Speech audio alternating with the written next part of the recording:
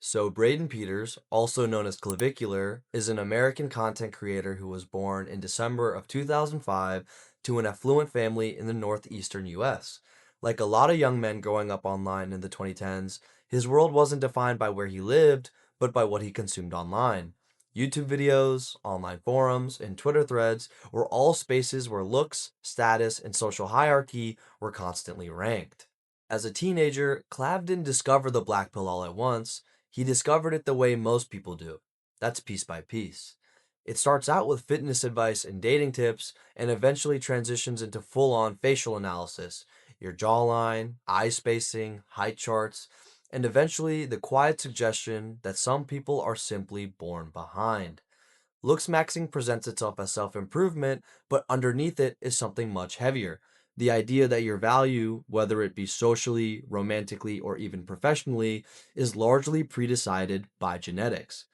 During his teenage years, Clav leaned into these spaces not as a joke, but as a framework to understand the world. Why some people succeeded effortlessly, while others would grind endlessly and still fall short. But instead of rejecting this worldview, he sharpened it. He turned analysis into identity, aesthetics into hierarchy, and eventually this entire ideology into his current content. And by the time that Clavicular appeared online as a fully formed persona, the foundation was already set, not by a single moment, but by years spent learning a system that promised clarity in exchange for cynicism. Understanding that there's, quite a lot of depth to my story. I am not a fucking jester for your amusement, right? I am not a character. This is not some fucking TV show, right? Where I'm coming on here trying to entertain you motherfuckers. This is the cruel, hard world. So I'm done with this fucking title being thrown around.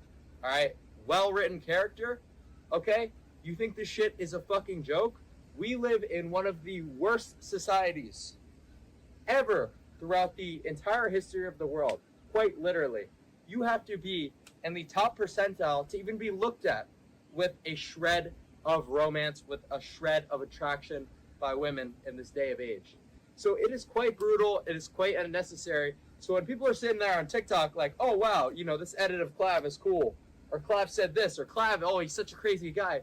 Motherfucker, do you think that I'm doing this shit as a fucking form of entertainment when I have to stay up for 3 days in a row, high on right, trying to suppress my appetite and get hollow cheeks, right?